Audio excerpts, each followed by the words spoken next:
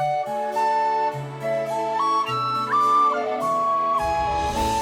Tara. I'm Ryan. We love Disney movies. So we decided to watch them all, from Snow White to Frozen 2 and beyond. Each episode will watch a different Walt Disney Animated Studios film and tell you all about it. Did we like it? Does it hold up? Who's our favorite hero? Or villain. We'll give you history and fun facts about each movie. And sometimes we'll invite our friends to watch along with us. So put on your tiara or your evil crown and join us on our adventure. This is Tara and Ryan's Princess Diaries. Hello, fairy tale friends. Welcome to another MiniTale from Tara and Ryan's Princess Diaries. We are the aforementioned Tara and Ryan. I'm, of course, Ryan. Hello, listeners. It could be their first one, jumping in. We are doing 2020's Mulan live-action remake. We watched it. Now, we usually watch it and immediately record. We ended up watching it last night. We're recording today, so we're going to do our best to remember what we saw. Mm-hmm. But I will start off by saying I expected to go into this thing not liking it, and a lot of that has to do with the production controversies that happened. Mm-hmm. And I think I might have liked it better than you. I think you did. I enjoyed it. I don't want to say I didn't enjoy it. I think it's definitely worth a watch, especially if you enjoy the story of Mulan. This, I don't know, because I don't know the original tale of Mulan, but this may get closer to the original tale. I'm not sure. I think it's a folklore mythology, so like the tellings could change. Yeah, it's another version, but what I liked is the story is drastically different in many different. Yes. Drastically different in many different, saying different a lot, but it... Do you want a jar, and every time you say different, we'll put a penny in the jar? I think there's probably other words I say more, but okay, yeah, okay. Maybe. But the story is different enough that it kept my attention. Money in the jar. It kept my attention in a good way. You know what I mean? Like I was jotting down the differences in the story for my notes for this podcast, but if I wasn't, I was immersed in the story. I was immersed in the world. And we talk all the time with these live actions, how we either wish they would do something completely different or stick. I did it again. Oh no, it's the curse. It's a curse.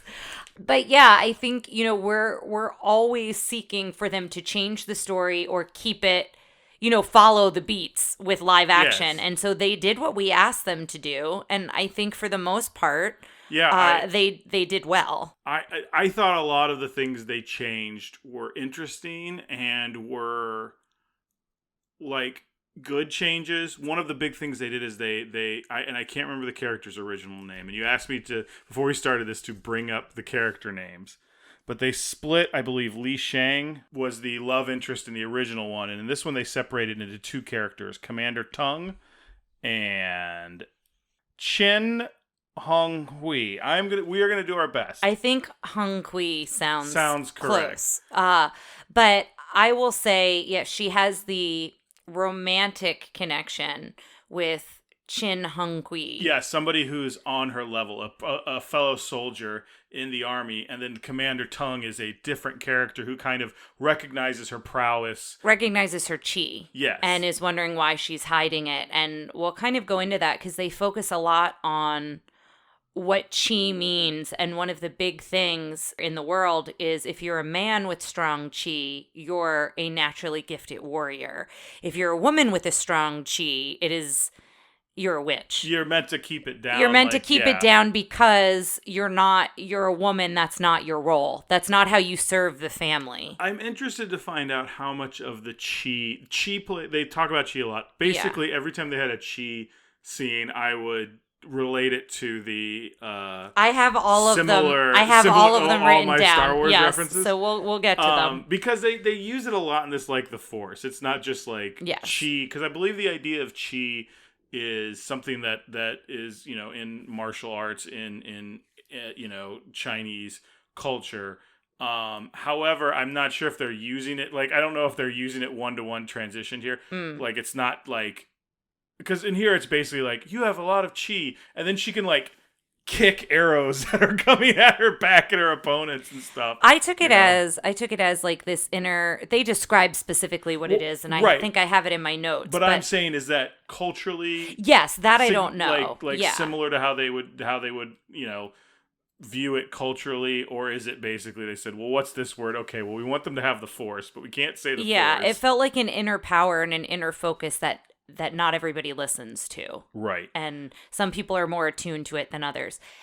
So one big difference is she has a sister in this one who plays a somewhat significant role when she's becoming a matchmaker. Then she kind of disappears. Well, I mean, it replaces Cricket.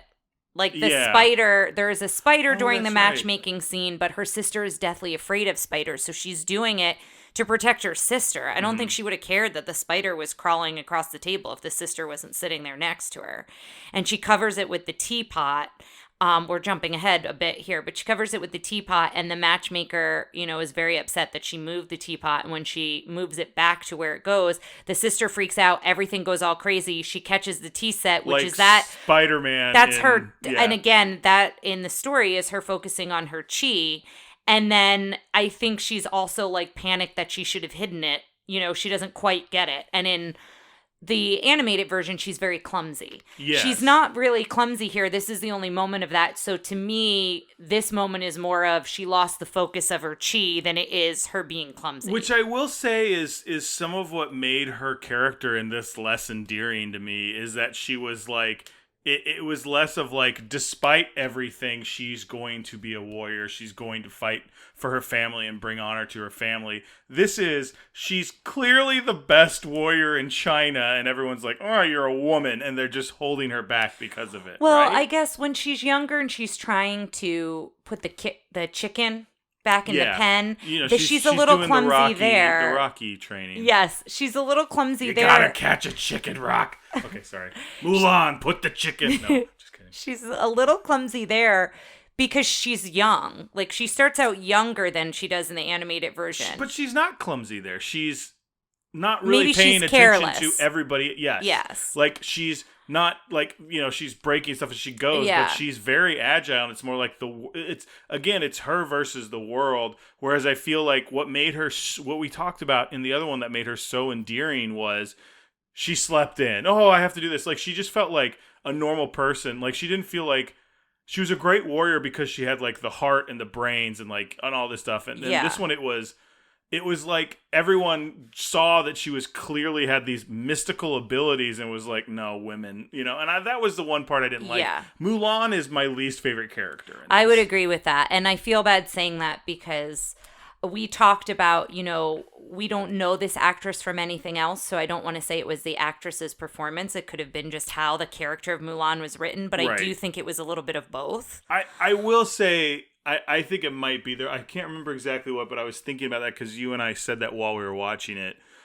There was a couple scenes where I was like, the writing seems okay, the direction seemed like I don't think this is something that was directed, but her actual performance, I was like, oh, she's kind of boring. But also, she's up against some really extremely strong actors performances and actresses. I know we said we were going to go into the story, but I do just want to gush on the villain. Both of the villains are fantastic. Bori Khan. Yes, and that's Jason Scott Lee. He was amazing. Yes. He was very, very good. Who you might remember from the 90s Jungle Book that we did a while back. Which is shocking. Yes. Also the voice, we'll talk about him next week, as he is the voice of the boyfriend in Lilo and Stitch. You'll get it. And then the witch, the woman, is the other villain. And her name, she's a shadow warrior is how they describe her. Her name is Xianniang. Xingyang. I think they refer to her name maybe once or twice, but for the most part, she's referred to as the witch. Yes. By a lot of individuals because they see her fight and they see that she's a woman, and so that's what they go to. But the costumes for her were really magnificent. Cool. Her performance was really, really good. His performance was very good as well. I thought he was probably my favorite part in this, or a very good villain performance, because we were just saying earlier, I miss like strong, or we're going to say it in our Encanto episode, that I miss like strong You're seeing villains. into the future. I know. And the timeline, and then he is just like full on bad guy, and I think he does a really good job as full on bad guy. I think there's a couple things they talk about that felt like in the story they were trying to make you feel for him a little, and I was like, I don't care, because like they talk about he wants to kill the emperor because the emperor in the last war killed his father. Yeah, and I'm like, and they'd say that like once or twice. He wants I'm revenge, like, sure, essentially. but it never feels, because the witch, they do some stuff to make her relatable. Do we want to just talk about her story? I think so, because she's such a big part. Now she has, I think, a good arc as well. Well, it's an arc that kind of goes with Mulan. Well, first of all, she's the hawk. Yes, so she's the falcon as Yes. well, yeah. And her journey mirrors Mulan's, but instead of taking I don't know if the righteous path is the right description, she doesn't find, there's no place for women with her kind of power in their society. And so she decides, well, this is the only way that I can use my power and get ahead, and starts working with him. Well, it's interesting to think about. So let me back up a little bit, and the theory just appeared in my head, and you're about to hear it in real time. Because one of the big things they push is the idea of being loyal, brave, and true. Are those the three?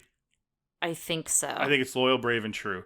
And it's etched on her father's sword. The three virtues. It's the virtues that the soldiers take. They take an oath. And then it's also, I think as you get the warrior sword. And her big thing they keep pushing, and like kind of you see as the audience, is she is extremely loyal.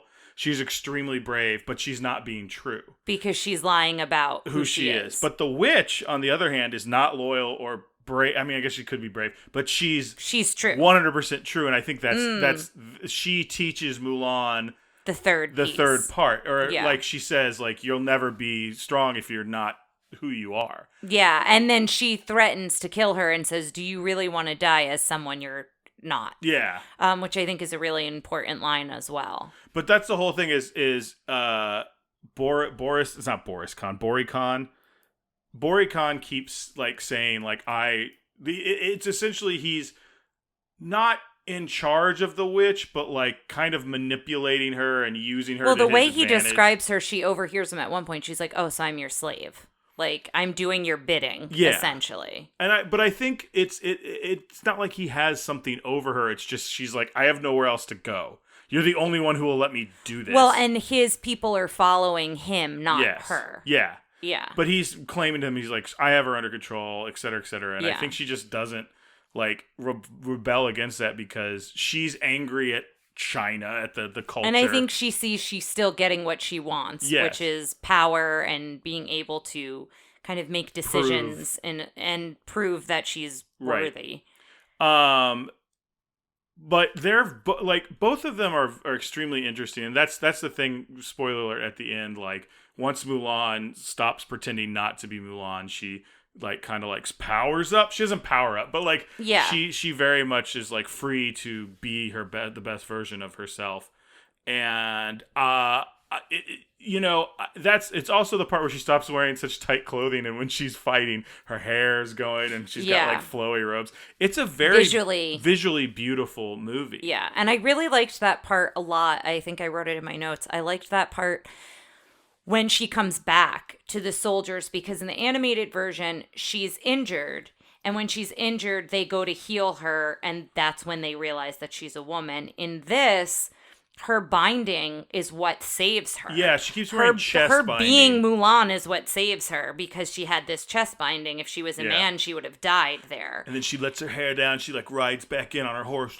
It's awesome. Yeah, but the reason I like that is because it's on her terms. She gets to tell them on her terms, and she very clearly is like, here I am. This is who I am. I understand that like I've brought shame and dishonor to my family, but you guys need to listen. Like there's there's something more important going on here, And I also like, there's a line that her love interest says, and that was Mulan's line in the animated version, which is, you'd believe You'd believe in the anime it's Ping. Ping. Yeah. This one it's Hua Jun. Yes, I believe so. You'd believe Hua Jun. Why don't you believe Mulan? Hua and Mulan, Hua yeah. Mulan. And in this one, he says it instead of her saying it. And I Yeah. like that. I like that he stands up for her because the moment he stands up for her, then all the other soldiers stand up for her. Well, she gets to have like a support group that way because in Yes. the other movie, and she kind of did in the other one, but the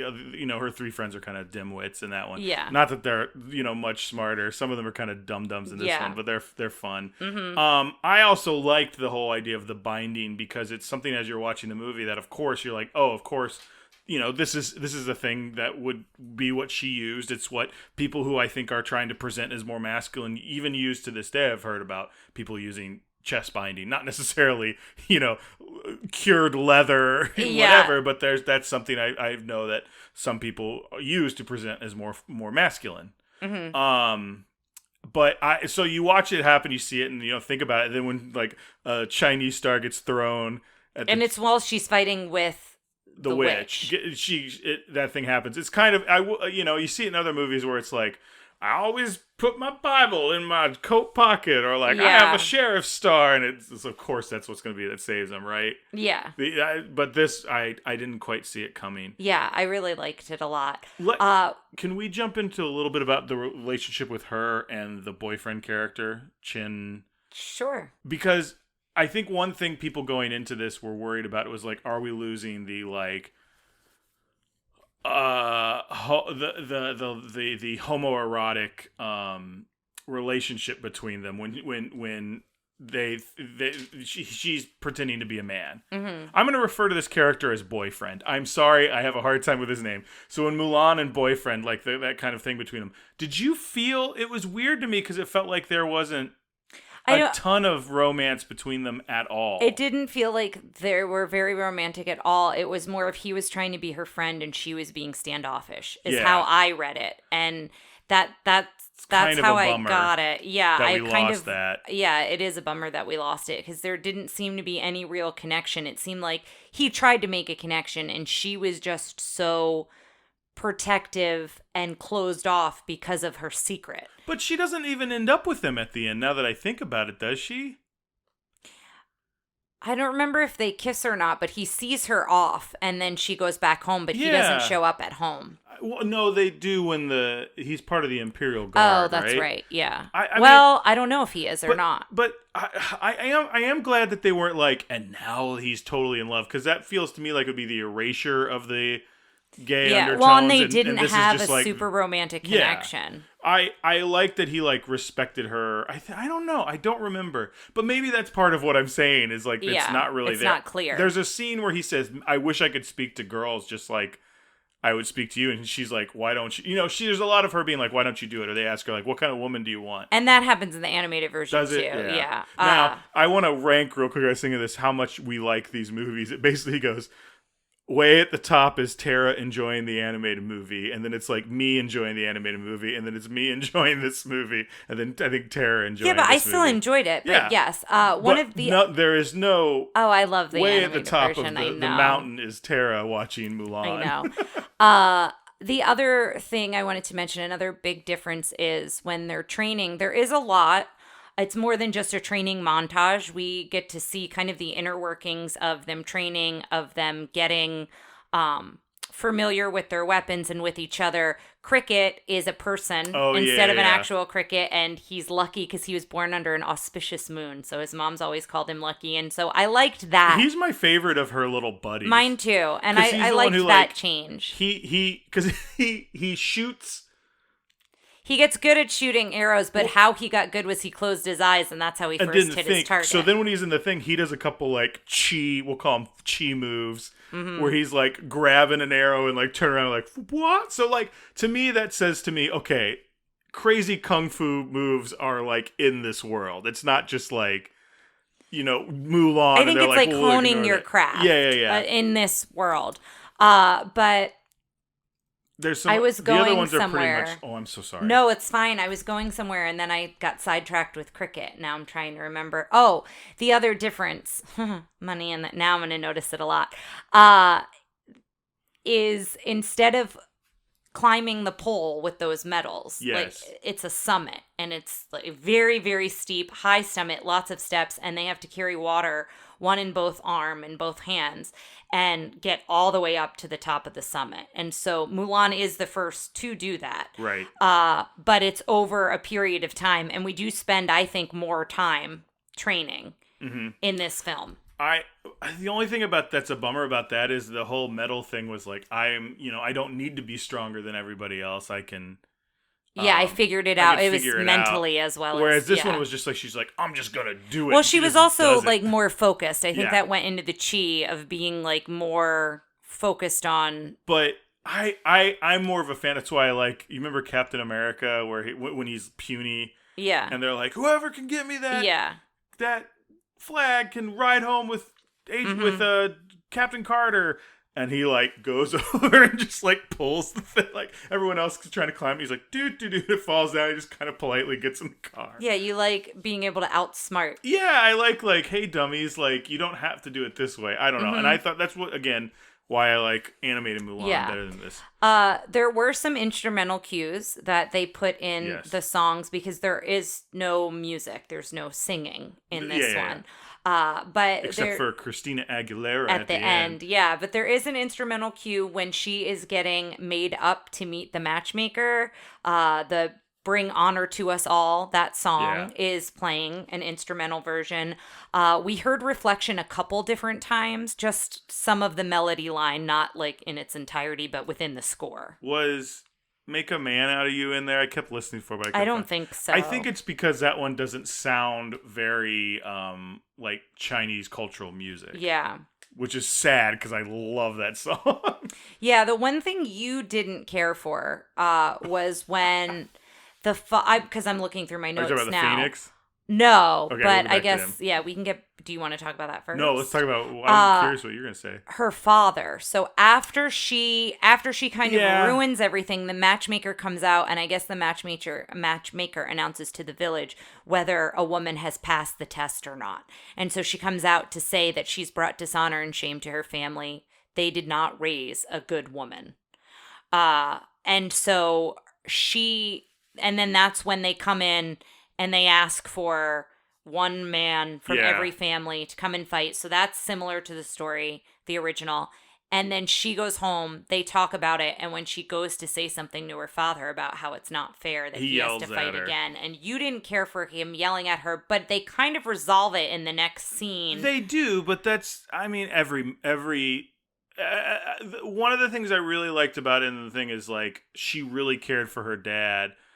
And her dad, I don't think her dad didn't seem to stifle her because she was a woman. It was because the law was if a woman goes, she will be like they're worried she will be killed. Yeah.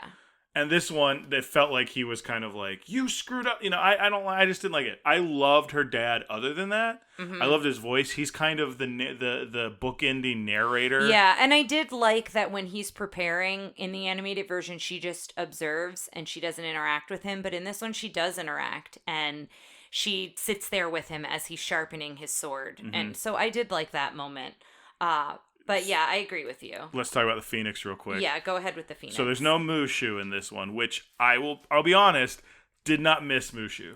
Yeah. In this version. Yeah, I think it would have been weird. I don't think it would have fit with what they were going for. I mean, even if they had some I can understand why people were kind of surprised or didn't get it at first, but when you watch this film, it feels like a kung fu movie. It feels like that's like a fantasy. Yeah, there's definitely fantasy elements. Like again, the witch, her fight scenes are amazing. Oh, they're so good. Her costumes are great. And her costumes are very Game of Thrones-ish. And even the Emperor, when they like shoot at him with arrows, and he's like he can like grab arrows out of the That's the other thing I wrote in my notes. I like that the Emperor fights. In the animated version, he's like being protected, but he doesn't like fight for his people. In this version, he actually goes and says, I should be fighting as well.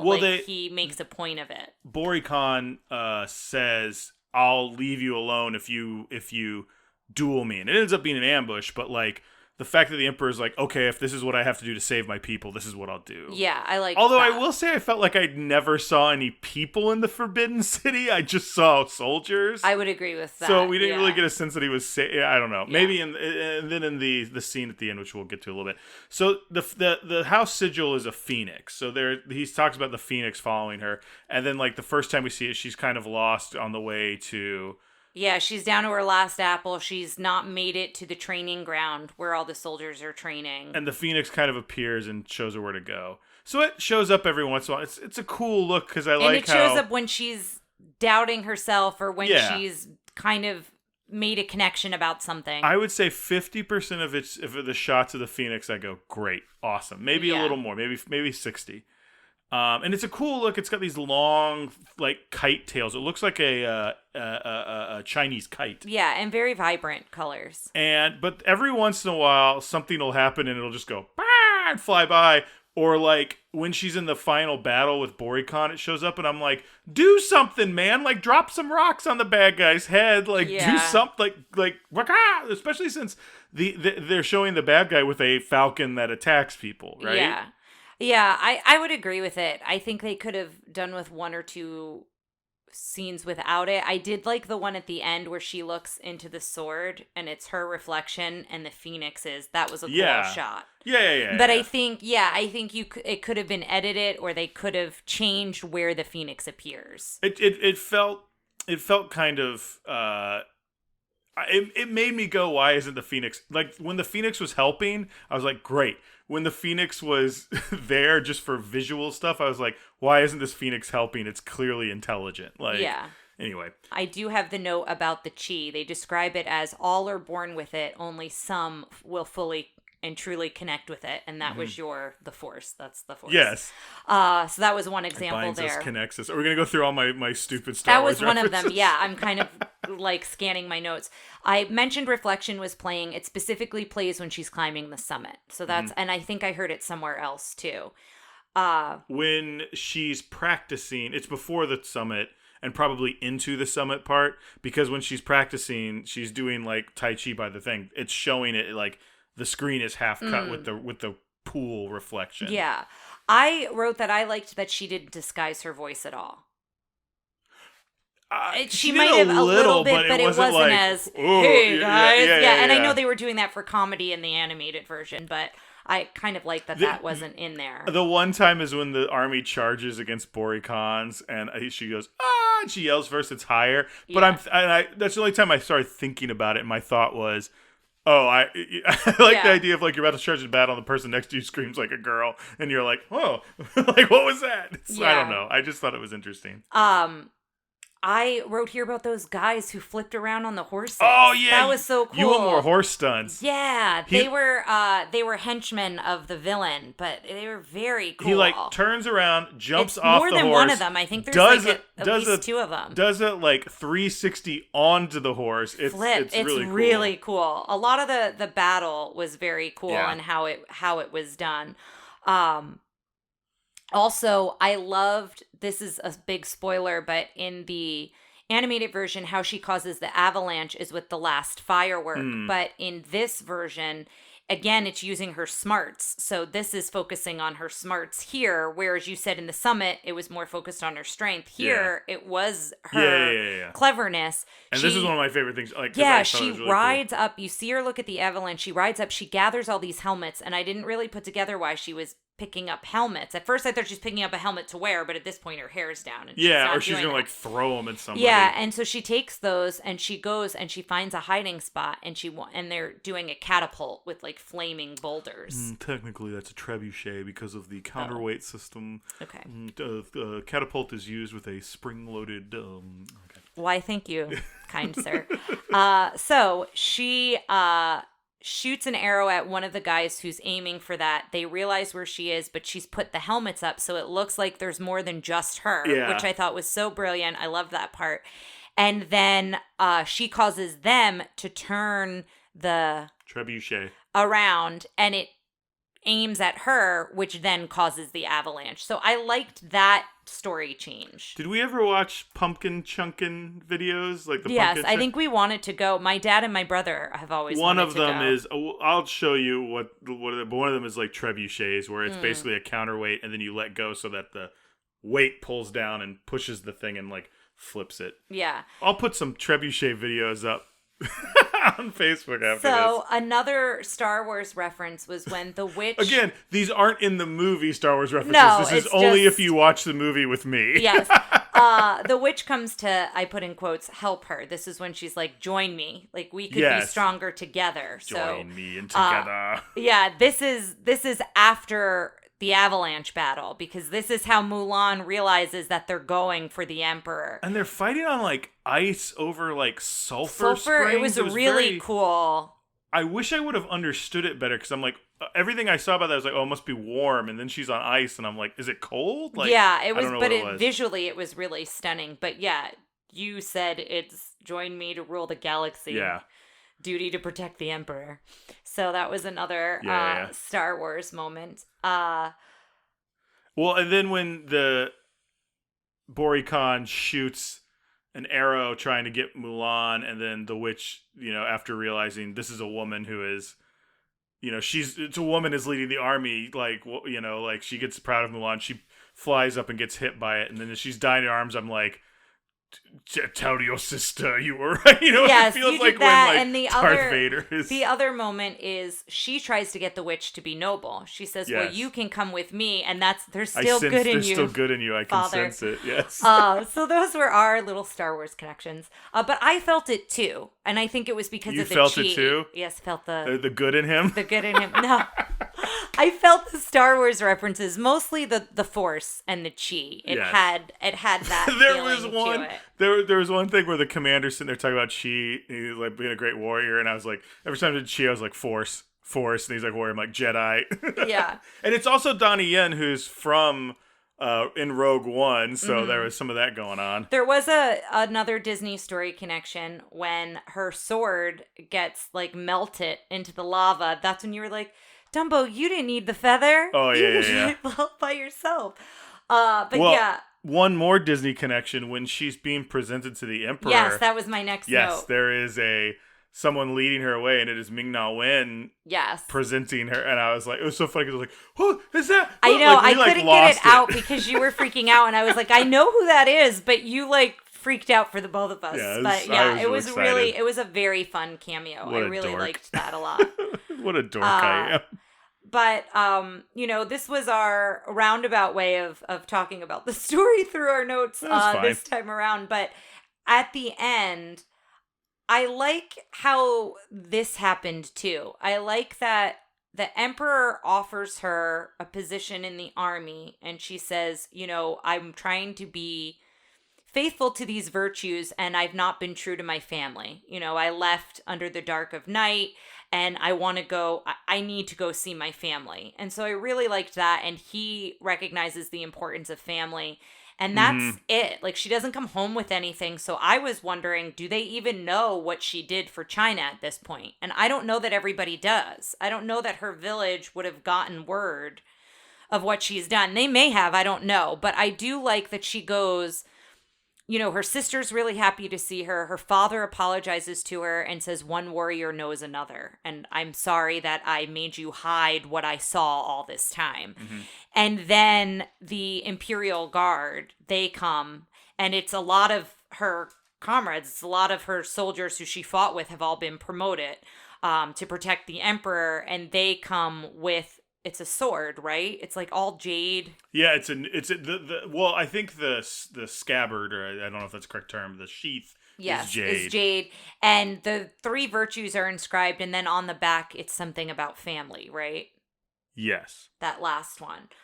So I liked how they changed the ending there, and I'm glad that the ancestors didn't have a 90s dance party at the end. But do you want me to go over the controversy? well, yeah, I just didn't know. Is there anything else you wanted to cover that you liked or disliked? No, I think we did pretty good. Okay. Like I said, I was surprised. I thought I was going to be looking at my phone a lot more than I did, and I really I enjoyed it. I thought it was a good watch, and it's definitely one I would recommend to check out. If you like the story of Mulan, there are a lot of differences, but there are some similarities. So I think more so if you like kung fu movies, samurai movies, I think you will enjoy this. Just to clarify, you're not confused. You think like martial arts movies, pretty much. Yes, I guess I should say that martial arts. Is that should I not say? Well, I just don't want to say samurai because it's very specifically Japanese, and I don't want to sound like good point. I'm not saying that this is a samurai movie, but I'm saying if you like those styles of movies, if you like martial arts, so you're right. I should have said martial arts. I think this has got like the big because it's also fighting with swords, so that feels a little more samurai. Yeah, but I think if you like those style of movies, you will enjoy this not only for the stunts that are in it because they're really impressive, but it follows, I think, some of those storylines, don't you? Yeah. Wouldn't you agree? Yeah. Okay. So I want to go over, I don't want to skimp on the controversies, and I don't know that you know all these, so kind of if you want to give us your impression as I remember when it came out. I remember reading about it, but off the top of my head, I couldn't give you details. I will also be honest that I heard like, this is a controversy because this is happening, and I was like, why don't we like that? Like, I needed to dive into it more, so I just kind of went, okay, bad. Like, there was also a lot of stuff. I think, this came out last year. There was an election, you might remember, so I had a lot of other things on my mind. So I feel like and COVID was... Yeah, so I feel like worrying about, like, should I be mad about Mulan was, like, far down on my list of things to be upset about. So the first one was there was some criticism because some filming took place in the autonomous region of Xinjiang, or I think that's how you say it, Xinjiang, where human rights abuse are taking place. There's some. I think it's similar to this. May be what was once Tibet. There's things talking here about Tibetan people boycotting it, but it's a place where there's been a lot of human rights violations.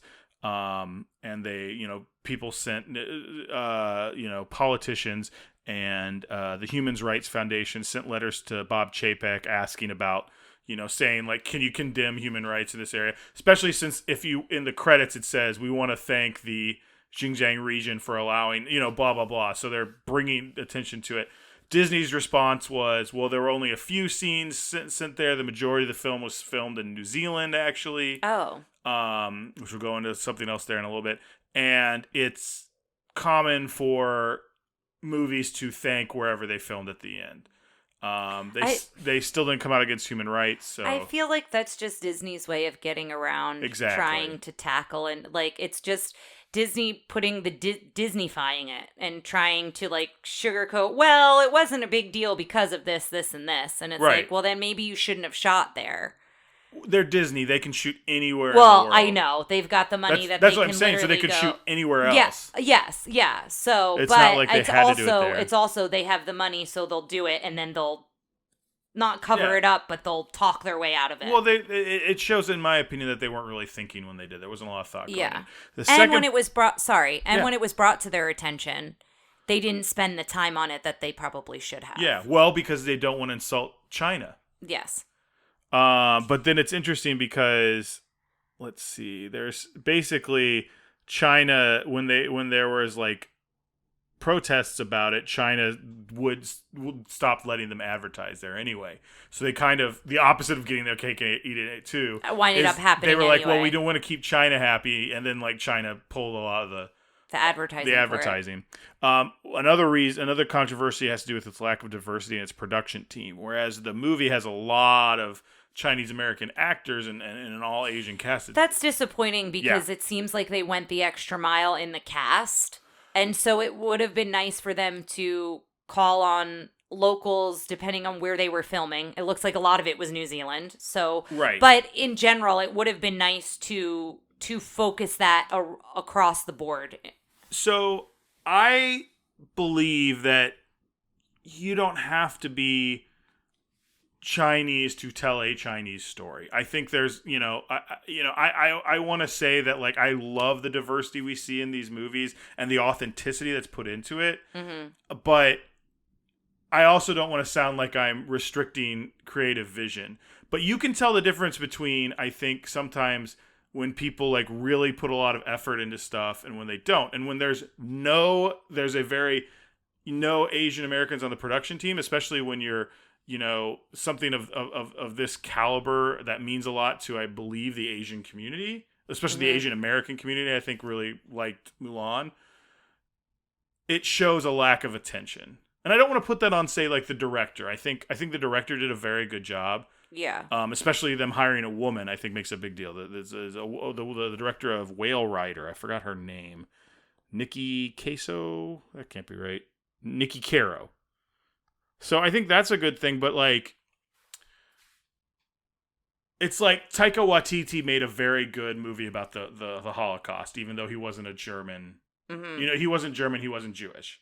Yeah. He made Jojo Rabbit. Mm-hmm. And I think there's ways of people to be authentic and to tell a good story. But he also probably, I don't know this, but from the type of filmmaker he seems to be, right, he probably did his research and there were probably people on his team that had some sort of experience or some sort of connection. If you're you can be the mouthpiece for that voice, but you have to have someone. You have to have the authentic voice somewhere. Yeah, and it sounds like that's a real issue when the entire production team, like, again, Disney could have spent a little extra money to get people there. I know they probably it's mostly a New Zealand team because it's in New Zealand. Yeah. But you need to get some authentic voices somewhere other than just on the screen as the actors. You have to have them in all different, stages of production. Mm-hmm. The final one has to do with the... This is the one that I recall hearing about, but off the top of my head, I can't remember the specifics. About the lead actress, right? Oh, so the other one is the one about the one we talked about getting rid of Li Shang and how people acknowledged him as an LGBTQ icon, and then he kind of got taken out and divided into two people. They said that it was even more homoerotic in this one. Some people said that. I like some people speak. It's like, oh, this is going to be an even more, homoerotic. And I just didn't get any of that. Yeah. And I'm sure a lot of it was so they could cut it out for the Chinese release. Yeah. As we've talked about the issues with Disney making any sort of gay representation easily editable. Yeah. And the final one is I don't know how to say her name. Yifeiliu.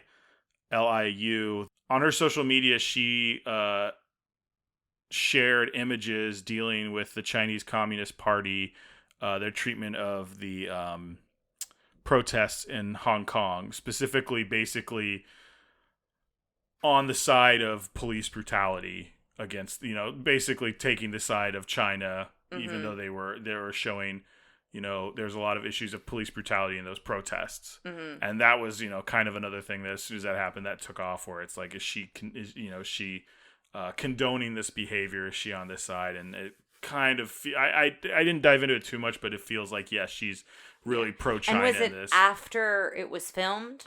Yes, I think it was right before it came out. Okay. So that was some stuff that people found. So those are all the controversies kind of going against this movie. We wanted to make sure we gave them some time. And it was one of the first to come out. Did this come out in the theater, or was this one of the first pandemic? I think it was a pandemic when it came to it was on Disney Premiere or whatever it was. Yeah, I feel like this was one of the first of these. So I think on top of that, I think a lot of people were like, I don't know if I want to spend an extra $30 to watch that movie, and I don't know that I would have enjoyed it as much had I done that. Yeah, I think if it was in the theater, I would have, because it would have been on the big screen, and I think I think seeing it so visually stunning in a lot of ways, I think that would have been worth the money. I don't know that it would have been worth it for us here at home. So I think a lot of our viewers probably did the same thing we did and waited on it. And what we're saying, I think now is, it's worth checking out on Disney Plus. Mm-hmm. Anything else we want to say here? I think it's a good time to wrap it up. No, I think we covered it, and we both enjoyed it. I think we both recommend it. And we'd also love to hear your thoughts if you have any.